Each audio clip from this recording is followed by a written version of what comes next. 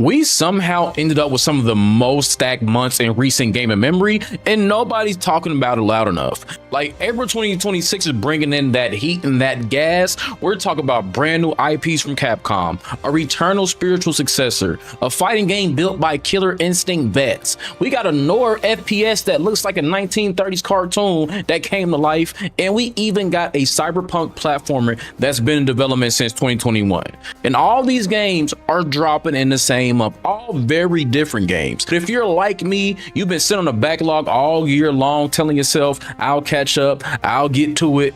I'm sorry, April is not your friend, and to be honest with you, we're going to be running down the top 5 games to be excited about in April 2026, so let's dive into it. All right, y'all, let's start with a little bit of gaming history. Replace was announced at E3, bro, and that was in 2021. That's 5 years ago, and it's been delayed more times than I can actually count. In 2022, then 23, then 24, spring of 26, March 2026, and then one more launch delayed again to April 14th. And it's like, I know it kind of sucks, but I genuinely don't think that's a red flag here. It just seems like they want to give us a really good game, and they actually care. Now, if you didn't know, Replace is a cyberpunk action platformer set in an alternate history 1980s America that was shaped by a nuclear disaster. You play as Reach, and it's an AI that has been trapped inside a human body, and it's against its will. It's crazy. So the AI got trapped in a human body,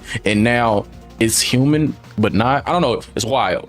But the combat plays like a free flow brawler. Yeah, think Batman Arkham, but it's a side scrolling plane. You feel me? Just going side to side and boxing.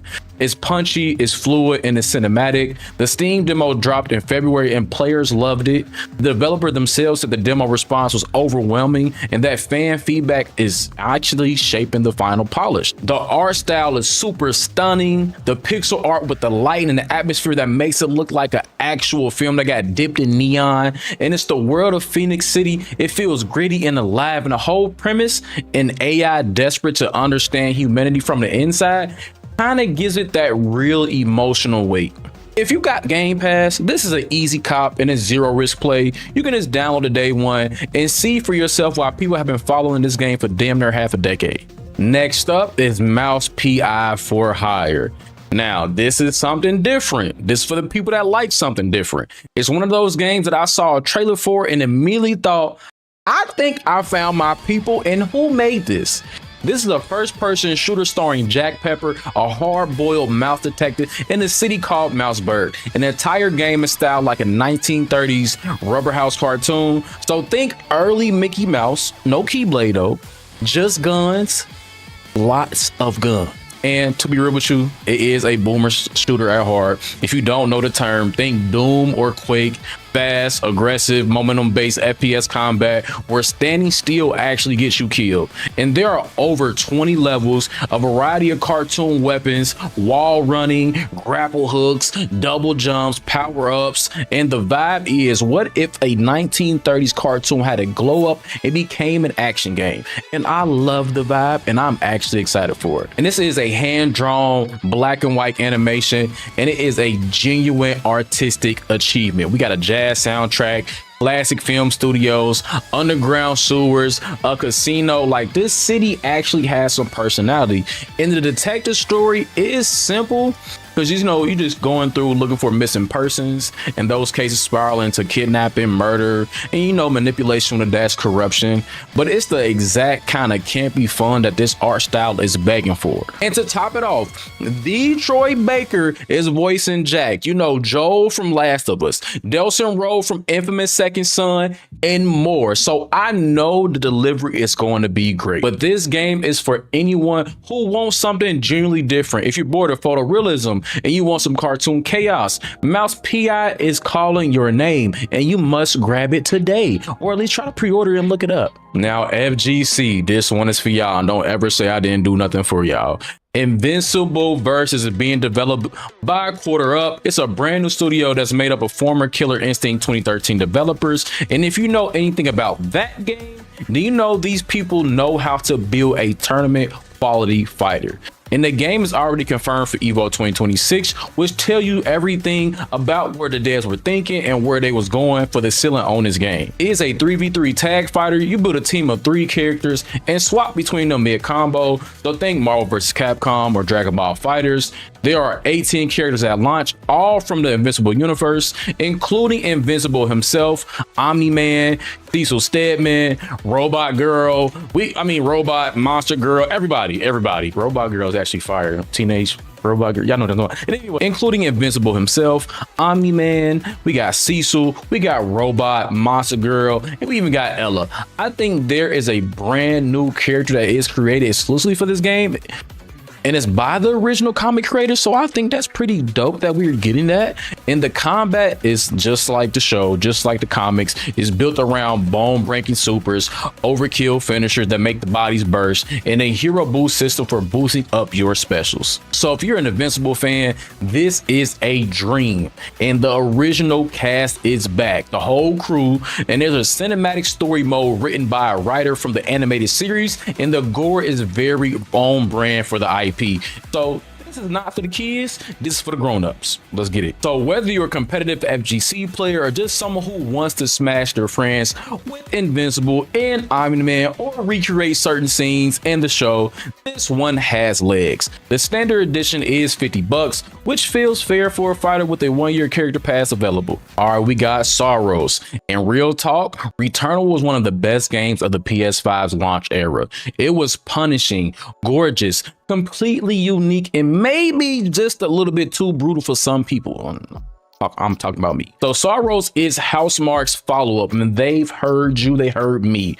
This is the spiritual successor of Returnal, and it's built on the same DNA, but evolved, it grew up, it grew, whatever you want to say, in almost every way that actually matters. You play as a powerful solitary enforcer, investigating a lost world colony on some planet which is trapped under an eclipse. Wild. It's still a roguelike, but this time you keep your progress. After every death, you collect permanent resources to upgrade your weapons and armor. No more losing everything. There's also a new shield mechanic for blocking and its own projectiles. And on top of that, it's a parry system that lets you reflect attacks back at enemies with perfect timing. Housemarque is calling their combat for this game Bullet Ballet, and honestly, that kind of tracks. You already know the production quality of this game is clearly next level for Housemarque. You got otherworldly alien landscape, horrific creature designs, and a mysterious narrative full of audio logs and NPC conversations. The PS5 Pro version runs at 4K 60 frames per second with ray tracing available, and this thing might look incredible. This game is a PS5 exclusive, which means it's going to be $70 or $80 for the digital deluxe. That includes 48 hours of early access, and if you earn a PS5 and you even kind of enjoy Returnal the first time, you must play this game. Like, you must cop it. And last but not least, my favorite, the thing that I've been waiting for, Pragmata, and this has been my #1 pick, and it almost didn't make April. Capcom just announced that Pragmata is being bumped up an entire week to April 17th. They literally called it undelaying the game on Twitter, which after years of delays feels almost poetic. Almost. Like, this game was announced in 2020, then it was delayed from 2022, then 23, then indefinitely, and now we finally get a chance to play it. Y'all see a common theme here. A lot of these games got delayed. But Pragmata is a brand new Capcom IP, and it's their first original franchise in over 8 years. It's a sci-fi action adventure set on the moon in the near future. You control Hugh. He's an astronaut, and Diana, his android companion, at the same exact time. And the gameplay is built around their partnership, shooting, hacking, and puzzle solving together to escape a lunar research station overrun with hostile robots. And the hacking twist sounds like it gives combat a puzzle layer that most action games don't have. It's built on a re-engine, so visually it's pushing next gen in a serious way. We got, path tracing on PC, 4K 60 on PS5 Pro, so we got all the good stuff coming. The trailers have actually been showing an emotional father-daughter style bond between Hugh and Diana. There's some warmth there that I didn't expect from a sci-fi shooter. Then the anime influence aesthetic on Diana, the lunar cityscape environments. We even getting original soundtracks that you can go check out now. Like, it's kind of wild what Capcom is doing here. but the whole package has a distinct visual identity unlike anything they've done before. To be honest with you, this is the big one. It's a new IP from one of the best developers in the world, a concept that sounds genuinely original and is launching on everything: PS5, Xbox, Switch 2, and PC, all on April 17th. On top of that, it's a free demo out, Pragmata Sketchbook, and you can go try that out right now.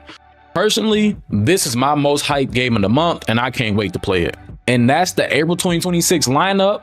5 different games all dropping in 1 month, replaced on the 14th. We got Mouse PI and Pragmata within days of each other, then Invincible Versus, and we got Saros closing out the month on the 30th. Your wallet is not going to be okay. You're going to be okay though, so it's okay.